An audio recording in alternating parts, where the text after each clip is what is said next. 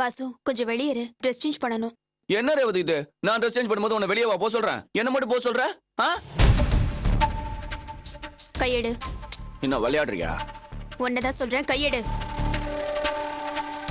என்ன ரேவதி, இவ்வளவு நேரம் சந்தோஷமா வெளியெல்லாம் போயிட்டு வந்தோம், அடுத்த சந்தோஷத்துக்கு மட்டும் தடை சொல்ற? நீ பூ வாங்கி கொடுத்து அது இதுன்னு வாங்கி கொடுத்து என்ன மாத்திடலாம் நினைச்சியா? நான் என்ன உன் பொண்டாட்டியா இல்ல வேசியா?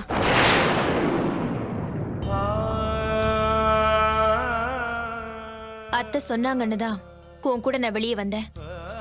நான் எதையும் மறக்கல, நீயும் மறந்துடாத. அப்ப சொன்னதான் இப்பயும் சொல்றேன். எப்ப நீ பொறுப்புள்ள மனுஷனா மாறியோ அப்பதான் நான் உன் பொண்டாட்டியா இருந்து சந்தோஷப்படுத்துவேன். புரிஞ்சுதா?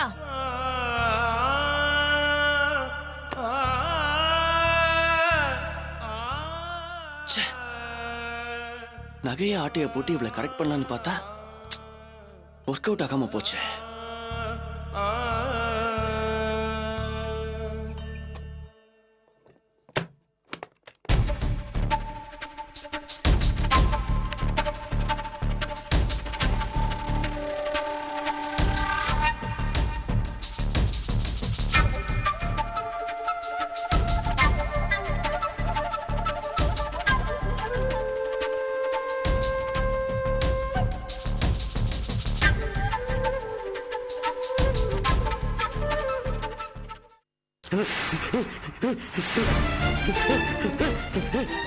ஐயோ, யாரோ ஒரு தம்பிக்கு கால கை இழுத்துட்டு கிடக்கு.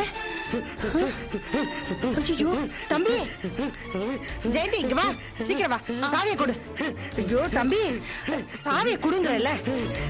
இதப்பா, இதை பிடிச்சுக்க, பிடிச்சுக்க, பிடிச்சுக்க, கெட்டியா பிடி.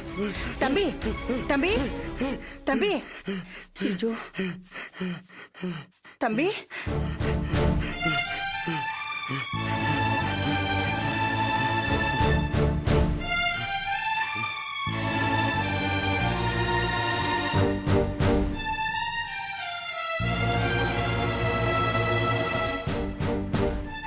அம்மாடி ஜெயந்தி, நீ போய் ஒரு சோடா வாங்கிட்டு வாம்மா. தம்பி, தம்பி, ஏங்க ஒரு பையன் அப்படி இழுத்துட்டு கிடக்குறா, என்ன ஏதுன்னு பார்க்க மாட்டீங்களா? அட நீ வேறம்மா, அவன் இப்படித்தான் இழுத்துட்டு கிடப்பான், கொஞ்ச நேரம் போனா சரியா போயிருமா. உயிரோட மதிப்பு அவ்வளவுதானே. என்னமா துடிச்சு போயிடுச்சு இந்த பிள்ளை. சீக்கிரம் வாங்கிட்டு வாமா. தம்பி, தம்பி, சீக்கிரம் இந்தாங்க.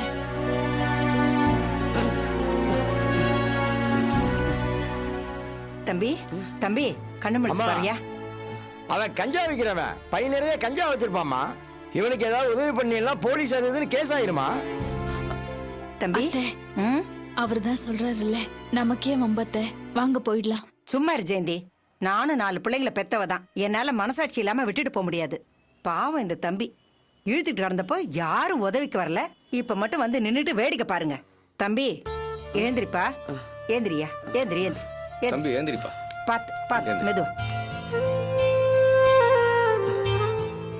அம்மா ரொம்ப நன்றிம்மா. ஏன்பா, உனக்கு இப்படி ஒரு பிரச்சனை இருக்கே, நீ வெளியில வரும்போது கூட துணைக்கு யாராவது கூட்டிட்டு வரலாம்ல.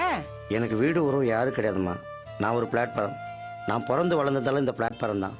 என்னை பெற்றவங்க யாருன்னு கூட எனக்கு தெரியாதுமா. ரோட்ல அடிபட்டு கிடக்கிற மிருகங்களை எடுத்துட்டு போறது கூட ஏதோ வண்டிங்கள்லாம் வருதான். நீ இப்படி உயிருக்கு போராடிக்கிட்டு இழுத்துக்கிட்டு கிடந்த, உன்னை காப்பாத்துறதுக்கு இத்தனை பேர் சுத்தி இருந்தும் ஒருத்தர் கூட வரல. அதுக்கு யார் காரணம் தெரியுமா? நீயே தான். உன் தொழில் தான். உன்னை காப்பாத்த வர்றது கூட பயப்படுறாங்களே, அந்த மாதிரி ஒரு தொழில் உனக்கு தேவையா? எனக்கு இந்த வலிப்பு இருக்கிறதுனால யாரும் வேலை கொடுக்க மாட்டேன்றாங்கம்மா. என்ன பண்றது, வயிறுன்னு ஒன்று இருக்கு. அப்படி இல்லப்பா, நீ இந்த மாதிரி தொழில் பண்றதுனாலதான் உனக்கு உதவி பண்றதுக்கு யாரும் வரமாட்டேங்கிறாங்க. நீ இந்த மாதிரி வேலை பாக்குறதுனால உன்னை போலீஸ் பிடிச்சிட்டு போயிடுன்னு அவங்களுக்கு எல்லாம் தெரியுது. அதனாலதான் பாரு, இப்ப கூட உனக்கு உதவி பண்றதுக்கு யாரும் வரல. இந்த பொழப்ப விட்டுட்டு வேற ஏதாவது தொழில் பண்ணி பொழைச்சுக்க. எனக்கு வேற எந்த தொழிலும் தெரியாதுமா. அப்படி சொல்லாதப்பா, 4 தெருவுல பேப்பர் பொறுக்கி போட்டா கூட உன் வயித்த கழுவுறதுக்கு உனக்கு காசு கிடைக்குமே. தொழில் தெரியாதுன்னு மட்டும் சொல்லாத. அத்தை போலாமா? போலாம். இந்தாப்பா, இத சாப்பிடு, சாப்பிடு, வா போலாம்.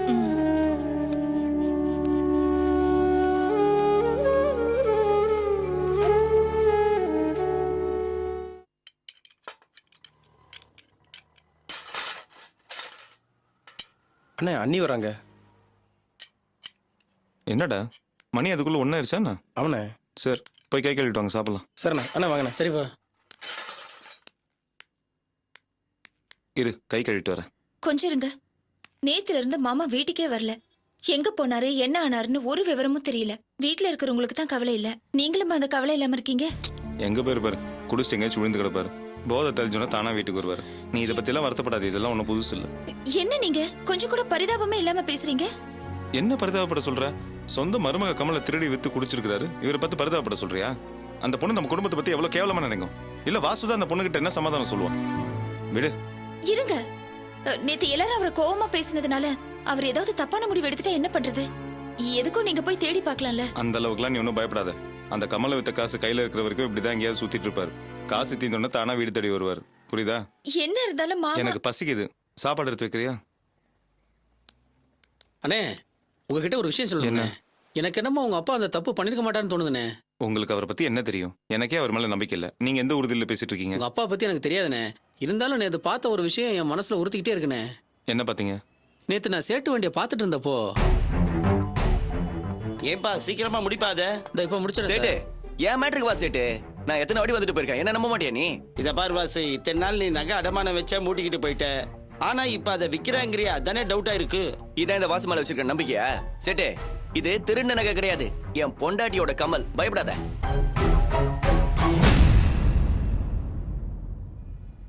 ஒரு அவசரத்துக்காக பொண்டாட்டி கமலை விற்க வந்தா இது திருட்டு கமல்னு சந்தேகப்படுறியா? வியாபாரத்துல நான் ரொம்ப ஜாக்கிரதையா இருக்க வேண்டியிருக்கு. இல்லைன்னா பின்னாடி ரொம்ப ப்ராப்ளம் ஃபேஸ் பண்ண வேண்டி வரும். ஒரு பிரச்சனையும் வராது சேட்டு. இது என் பொண்டாட்டியோட கமல் தான். எடுத்துக்கிட்டு காசு கொடு. சரி, கொண்டா கொண்டா.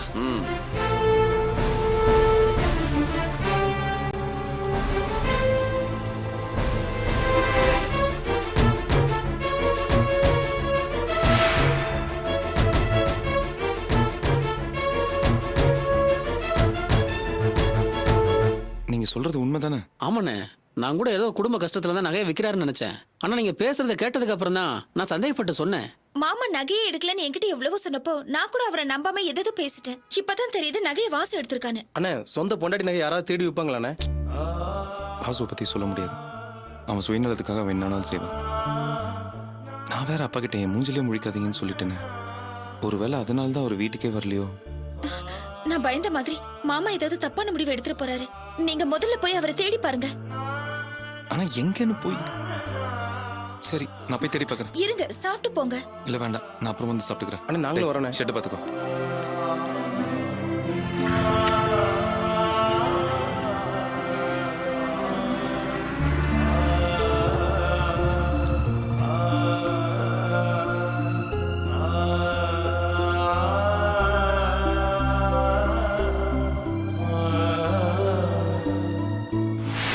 எங்க போயிட்டாருன்னே தெரியல. என்னன்னு சொல்றீங்க? பூவை காணோமா?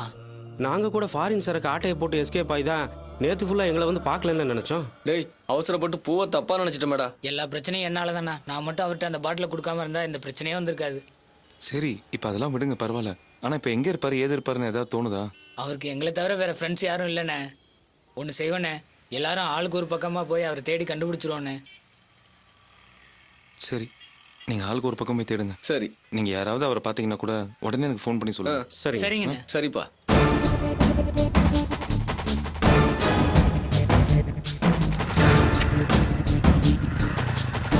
டேய், நீங்க ரெண்டு பேரும் இந்த பக்கம் போங்க, நான் இப்படி போய் பார்க்கறேன். சீக்கிரம் தேடும்.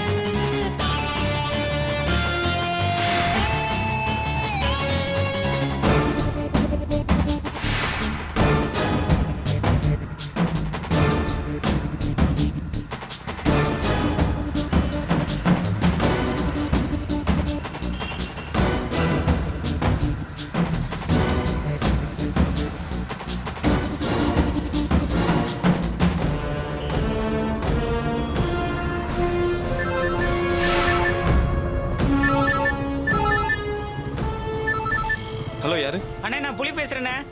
என்னாச்சு? அப்பா கிடைச்சிட்டாரா? அண்ணா அப்பா இங்கே தான் கேகே நகர்ல சிவன் பார்க் பக்கத்துல விழுந்து கிடக்காருண்ணே. நீ அப்பா விட்டு எங்கே போகுத? நீ அங்கே இரு, நான் இதை வந்துடுறேன். சென்னை இங்கே இருக்கண்ணே.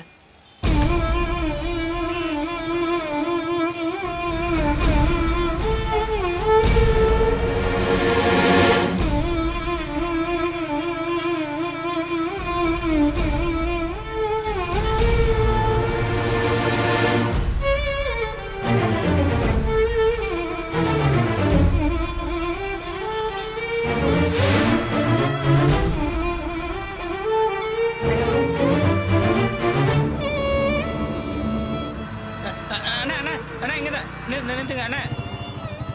அப்பா இங்கே. இதான் இங்கே பாருங்கண்ணே. அப்பா. பூவு அப்பா. பூவு. அண்ணே நானே எழுப்பி எழுப்பி பார்த்தேண்ணே, பேச்சு மூச்சு இல்லாமல் இருக்காரு. அதான் பயந்து போய் உங்களுக்கு ஃபோன் பண்ணேண்ணே. நீ உடனே போய் ஒரு ஆட்டோ பிடிப்போம். சரிண்ணே.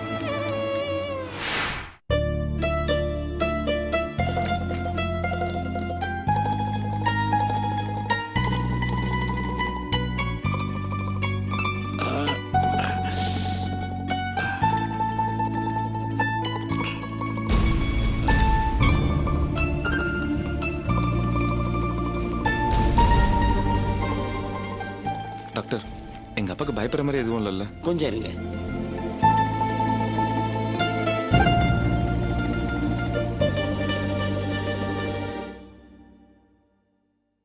எங்க அப்பா உடம்புக்கு என்ன டாக்டர்? நேஷனல் டிசீஸ் தான். இதை வாங்கி கொடுங்க, சரியா போயிடும். கொடுங்கண்ணே, நான் போய் வாங்கிட்டு வரேன். தம்பி, இது மெடிக்கல் ஷாப்ல கிடைக்காது, எதிரில் இருக்கிற ஹோட்டல்ல வாங்கிட்டு வா. என்ன டாக்டர் சொல்றீங்க? மருந்து போய் ஹோட்டல்ல வாங்கிட்டு வரணுமா? என்ன மருந்துன்னு சீட்டு வாங்கி பாருங்க.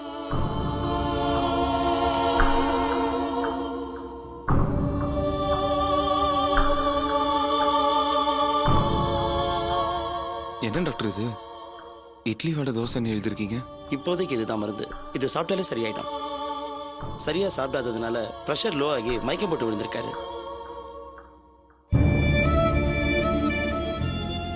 என்ன வீட்டில் ஏதாவது பிரச்சனையா? இல்ல கோச்சிட்டு சாப்பிடாம இருக்காரா? இல்ல வயசான காலத்துல சரியா கவனிக்காம சாப்பாடு போடாம விட்டீங்களா? கூட்டிட்டு போய் சமாதானப்படுத்தி சாப்பிட வைங்க, உடம்பு சரியா போயிடும். சரி டாக்டர், ரொம்ப நன்றி டாக்டர். It's okay. தேங்க்யூ. வாங்கப்பா வீட்டுக்கு. எந்திரி போகலாம். சார், இந்த வயசுல என்ன சார் கோவம்?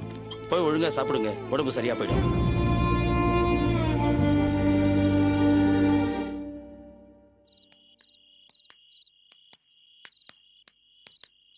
பார்த்து பத்திரம்.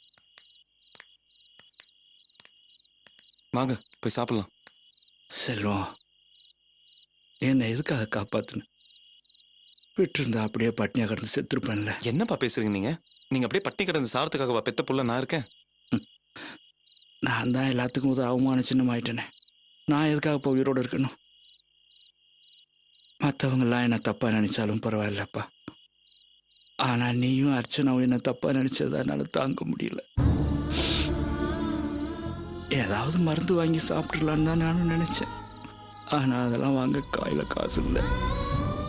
ரயிலில் விழுந்து செத்துடலான்னா மனசுல தைரியம் இல்லை.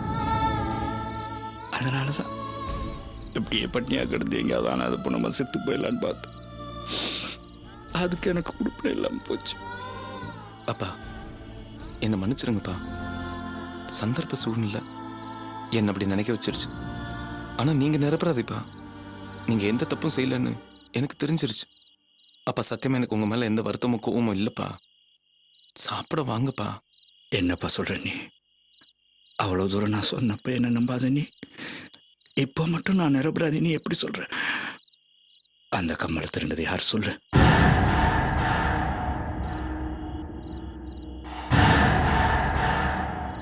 எனக்கு தெரியும்பா.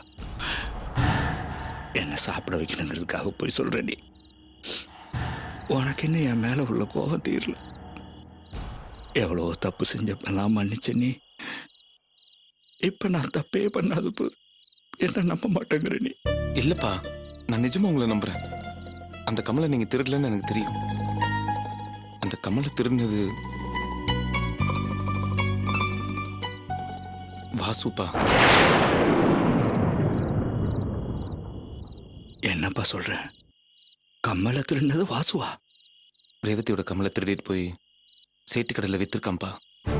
நம்ம ஷெட்ல வேலை செய்கிற குப்பை அதை பார்த்துருக்காரு. அவர் சொல்லி தான் எனக்கும் அர்ச்சனாக்கும் உண்மை தெரிஞ்சது. கம்மலை காணுன்னது நான் அந்த வாசு பையன் மேலே சந்தேகப்பட்டேன். ஆனால் பொண்டாட்டி நகையை திருடி இருக்க மாட்டான்னு நான் நம்பினேன். அந்த பொறுக்கி ராஸ்கல் பொண்டாட்டி நகையை திருடினதும் இல்லாமல் அந்த பழியை பெற்று அப்ப மேலேயே போட்டிருக்கான். டேய், அவனை நான் சும்மா விடக்கூடாது. இனிமே அவன் அந்த வீட்லயே இருக்கக்கூடாது. இப்பவே போய் நான் அவனை உண்டு இல்லைன்னு செய்யறேன் பாரு. அப்பா சொன்னா கேளுங்கப்பா. எதுக்குப்பா என்ன தடுக்கிறேன்? இனிமேல அவனை விட்டு வைக்க கூடாது. அவன் சுயநலத்துக்காக என்ன வேணாலும் செய்வான். பொண்டாட்டி நகையை திருடிட்டு பெத்த அப்ப மேலேயே பழி போட்டவன் இன்னும் என்னதான் செய்ய மாட்டான். அவன் இனிமே நம்ம வீட்டுல இருக்கிறதே ஆபத்துறா. இங்க பாருங்கப்பா, உங்க கோவம் நியாயமானதுதான்ப்பா, நான் இல்லைன்னு சொல்ல. ஆனா ரேவதி பத்தி கொஞ்சம் யோசிச்சு பாருங்க. பாவம் பார்த்த பொண்ணு, பெத்த அம்மா அப்பா, சொத்து சுகம் எல்லாத்தையும் தூக்கி எறிஞ்சிட்டு நம்ம வாசுவோட வாழ வந்திருக்கா. அவகிட்ட போய் இந்த உண்மையை சொன்னீங்கன்னா அவ வாசுவை பத்தி என்னப்பா நினைப்பா? அதுக்கப்புறம் வாசுவோட வாழ்வாளா இல்லை நம்ம வீட்டில தான் இருப்பாளா? அவ அப்பா வீட்டுக்கும் போக முடியாம நம்ம வீட்லயும் இருக்க முடியாம அந்த பொண்ணு எங்க தான்ப்பா போகும்? அப்ப வாசுவை கண்டிக்கிறத நினைச்சு அநியாயமா அந்த பொண்ணை தண்டிச்சிருவானாம்பா. அதுக்காக இந்த விஷயத்தை இப்படியே விட்டுற சொல்றியா நீ? இந்த ஒரு தடவை அவனை மன்னிச்சு விட்டுலாம்ப்பா. திருந்தறதுக்கு கடைசியா ஒரு வாய்ப்பு கொடுப்போம். ரேவதிக்காக